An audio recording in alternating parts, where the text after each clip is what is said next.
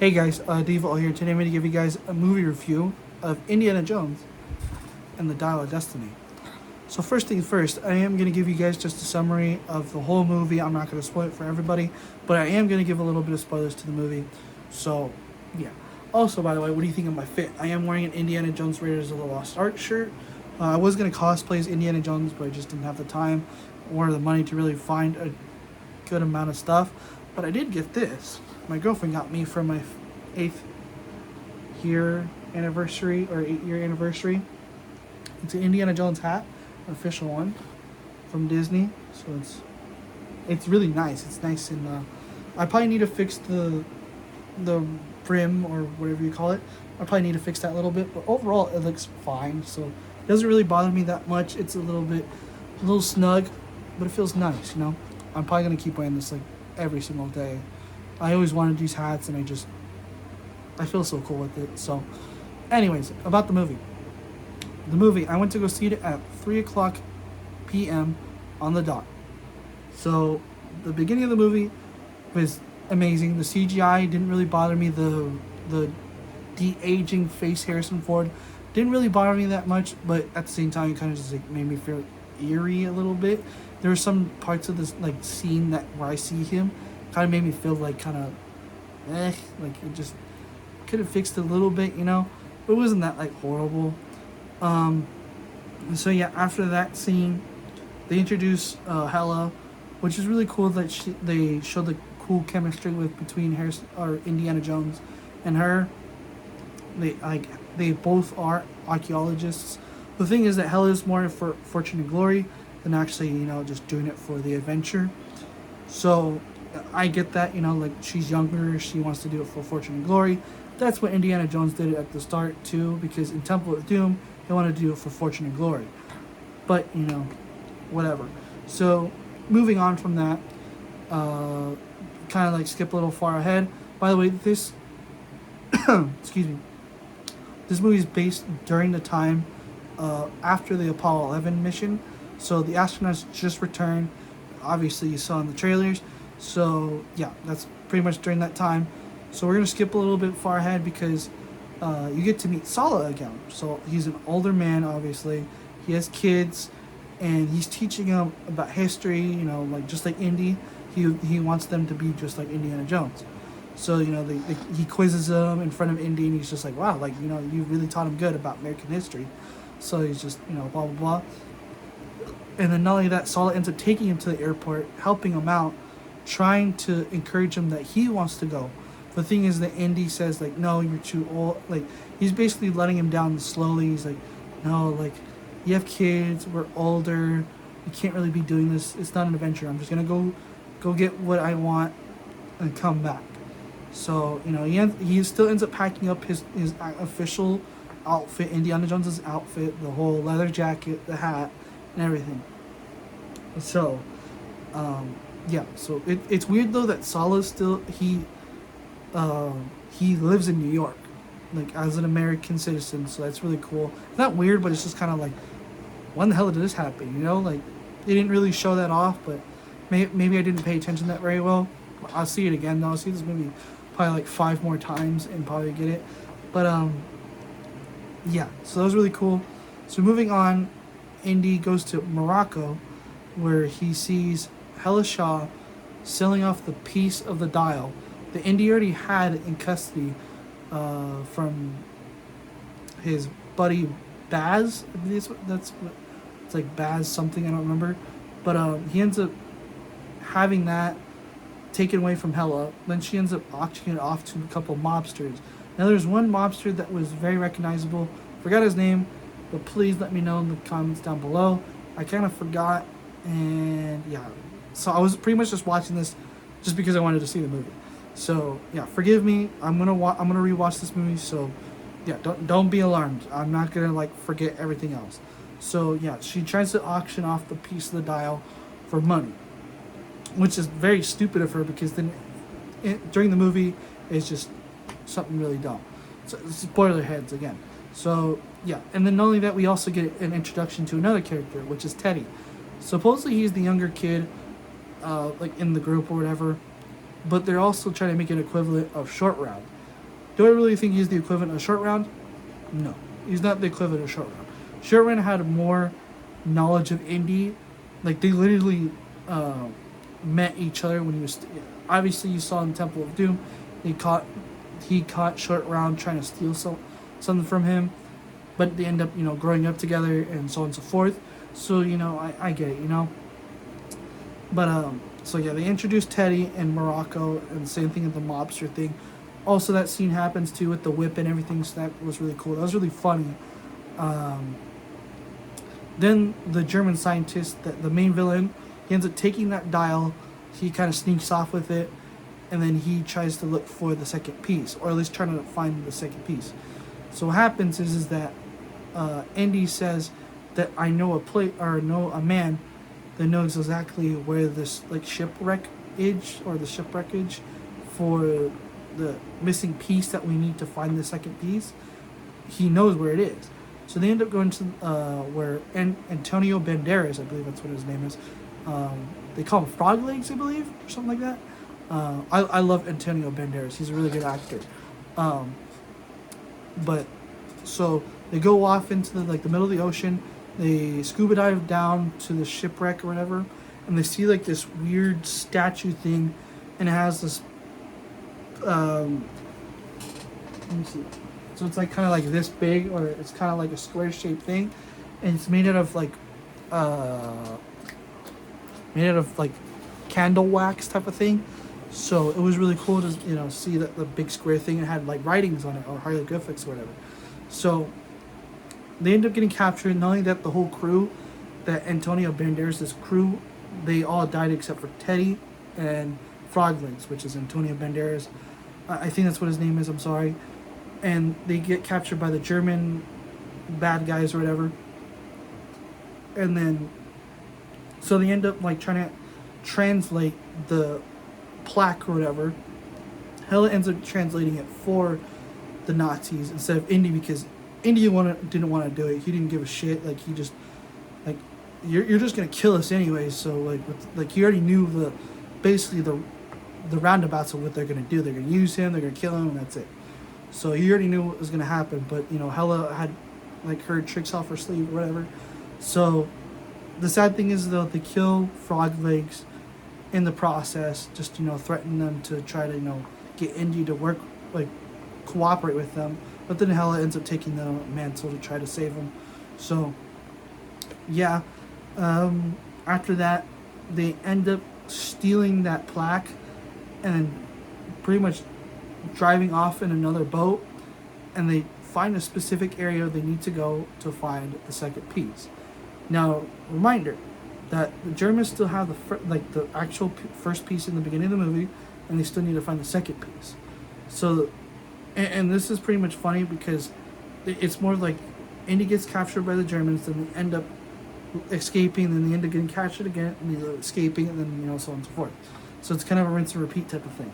So they end up going some tomb or whatever, where basically where the second piece is supposed to be. So, and here's the funny part too, because he had to climb this 40-foot or 60-foot wall, a rock wall. And it's funny because Indy's, he's going at first, he's climbing it really fast. Then he stops for a second, and Hela's like, "Why'd you stop?" And he's like, "I'm thinking." And he's "Thinking of what?" And he's thinking how stupid I am for climbing a 40-foot tall wall. I'm old as hell, and he's just everything hurts right now. My shoulders hurt and everything like that. It was making me laugh the whole time. So it was really funny. So moving on. They end up finding the piece. Oh, I also forgot the plaque thing. They melt it because it's made out of the candle wax. Secretly, they didn't know that. When Hela translated it, she tried to trick the German soldiers to go off into the east or something like that, or west or some shit like that. But she tricked them and tried to translate to them because he couldn't read it. So he ended up somehow pretty much just following them from behind secretly. And so they end up finding this golden disc or whatever that's inside that plaque. They melt it and it's a golden plaque or whatever. So that's really nice. So they go into the tomb where the second piece is supposed to be. And once that happened, it was really cool to see the grave of Arminius, I think that's what it is, the creator of the dial. Um, it shows he has the second piece, but here's the part where it's like really cool. Arminius has a wristwatch on, like on his skeleton. Like he's just dead, like he's just like this or something like that, and he has a wristwatch on, like just a regular like any regular wristwatch that he has, and it just like on him, and they're like, that's like a 19th century, or not like this is like came out in like 1946 or some shit like that, and you're like, did he like time travel, and nobody knew, so it was funny, so that was the kind of the part like that was kind of like what, like there's somebody that was like from the BC times that time traveled into the future or something like that, so it was really cool. Then the German soldiers or the Nazis, they end up coming in and stealing the second piece. He puts it together, he attaches it, and he tries to use it. But then the Teddy character, the kid, ends up jumping them to get distracted, and then they have the shootout or whatever. Indy ends up getting shot on the left or right shoulder, I don't remember. But he ends up getting shot like somewhere right here, and he's dying. He's just bleeding out. Hela and Teddy were able to get away, but they wanted to save him. But they had a better way, an idea to save him. So after all that, the German scientist says, like, I'm gonna go back in time. So they end up going back into their old attire, the whole Nazi attire and everything like that. They're gonna go back in time to where the Germans lost World War II. So they're gonna go back to right when they're about to lose, or something around there. So the thinking is that the German scientist was calculating the wrong time and the wrong location. So what happened is that once he used the dial guides you. So it tells you where to go. So it has these two little dial things, and it guides you to where you need to go, left, right. And if you're right in front of it, then it just like it just shows you like there's the portal. So it's like a giant like circle portal wind place thingy. So he goes through it, and this part was really funny because after when they go through the portal, there's a whole bunch of like Roman, like BC type of, it was like Jesus times. So it's like the Roman ships and everything like that. I forgot what war it is. I'm sorry. I'm not a really smart person, so forgive me. But there's a bunch of Roman soldiers. They're like looking at the sky and be like, "That's a fucking dragon. What the hell?" And they're just seeing like two fucking planes, because there's two planes. Teddy is driving a plane, by the way. He's never driven a plane ever in his life, but he's driven a car. So they kind of have like the short round type of situation here. So he's flying like a stunt plane or whatever with some weird random dude that's just there. That was his plane, but he's just sleeping in the back. So the whole time Hela's trying to save Indy in the German plane, and Indy's just yelling at basically the German scientist, like, "You're an idiot, like you did the wrong time, you got your calculations wrong, like you idiot." He just kept saying it the whole time, and it was funny. And then he ends up getting knocked out, and then Hela ends up coming in and save the day. And it was funny that she took out like pretty much like 5 or 6 soldiers, Nazi soldiers, and she just pulls this freaking thing. They all fall out without a parachute, and it's funny. So that happens, and then Indy puts on a parachute. Then Hela ends up killing the main villain, the Nazi villain, and I don't think it was a headshot. I think she kind of like shot him in the shoulder or whatever.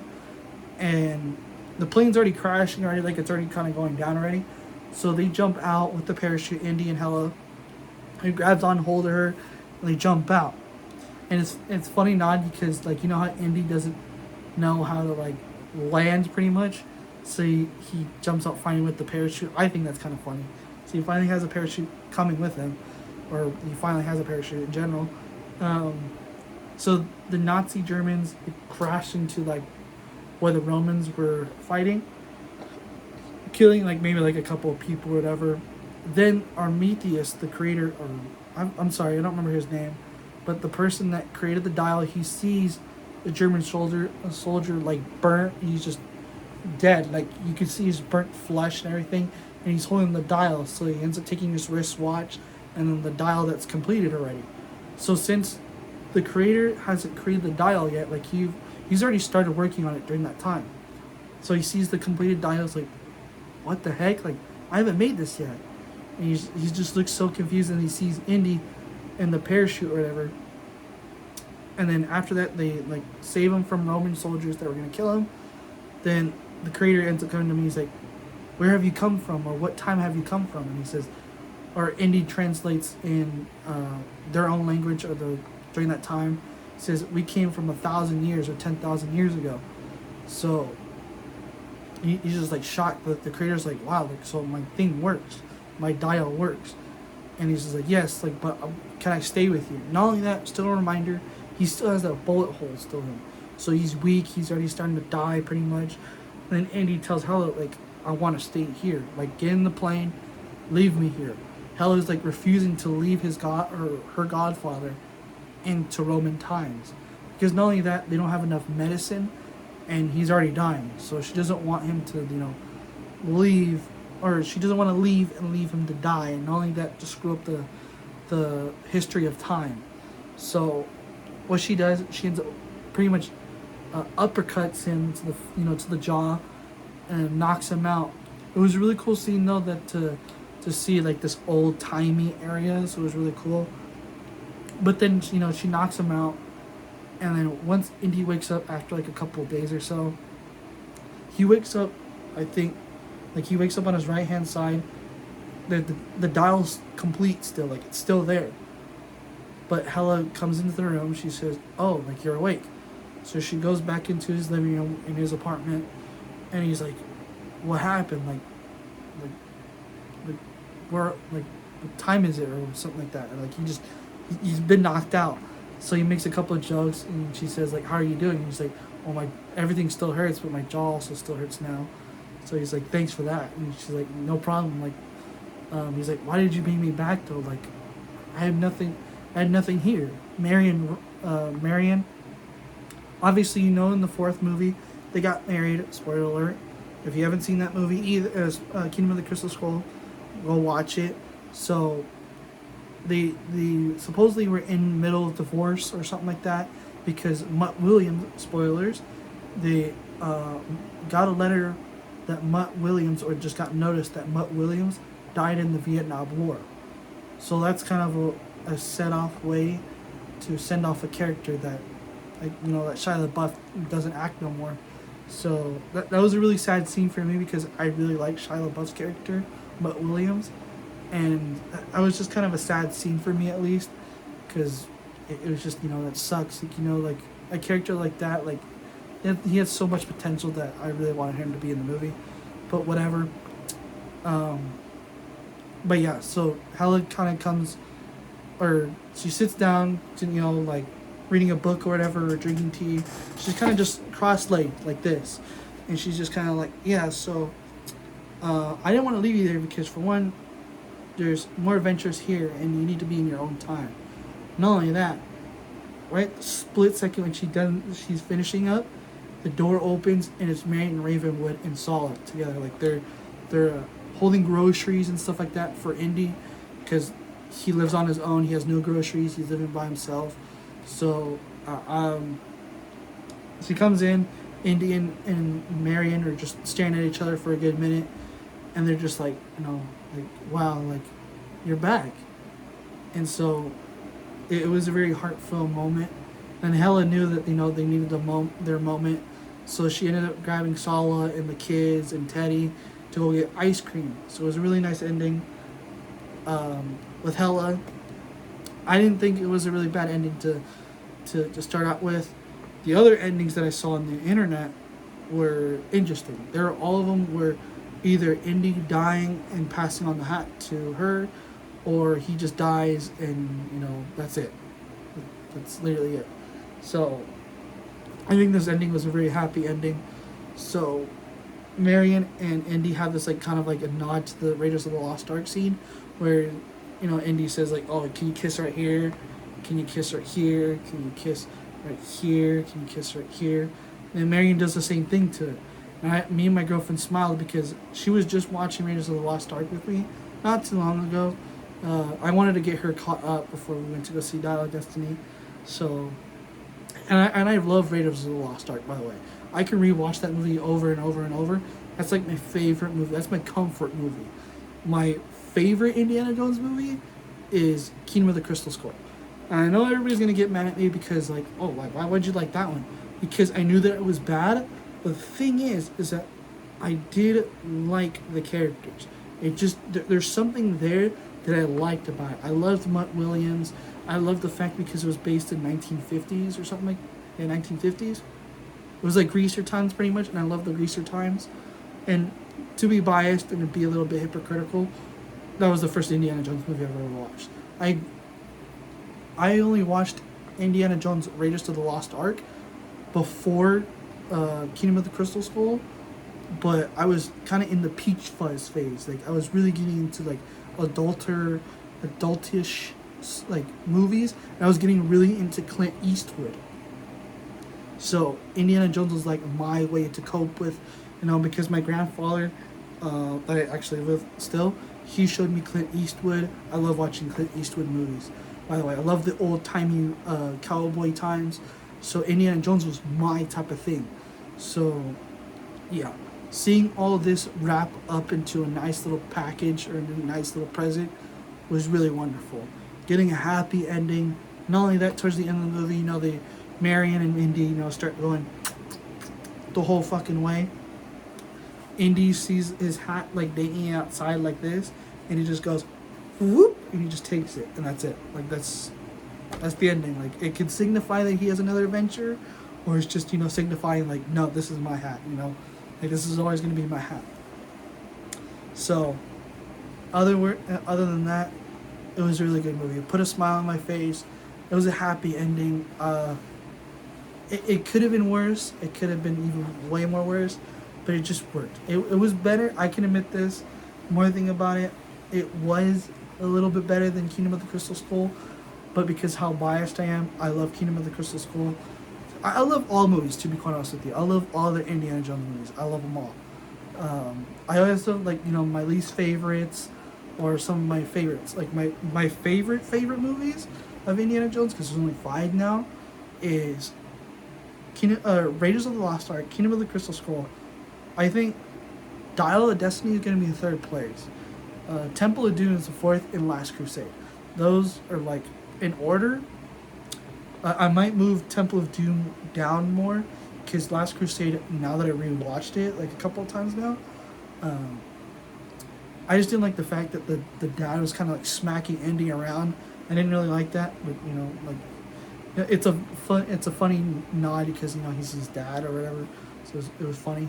But yeah, it was a really good movie. I want to watch it like maybe 5 or 4 times just to sink it in, because this is the last time I'm going to see Harrison Ford on screen, and it's sad, at least sad to me, because I grew up watching all of the Indiana Jones films. Not only that, even before that, even I didn't know anything about the movies, I've always rode the Indiana Jones ride.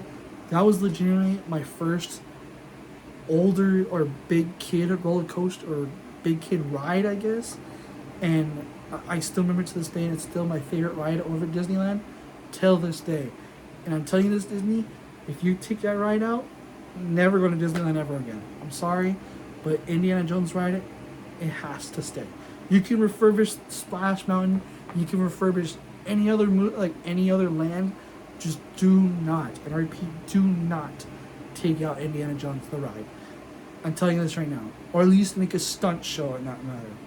But still, do not take Indiana Jones out. But anyways, I enjoyed the movie. I hope you guys enjoyed the movie. I went to see this on the 29th, so it'll come out tomorrow. I might see it with my dad and my sister, because they want to go see it in the drive-in. They asked me, like, oh, is it a really good movie? Yes, and yeah. But anyways, yeah, hope you guys enjoy this movie. Please, leave a like and subscribe, and I'll see you guys next time. Alrighty, guys? Alrighty.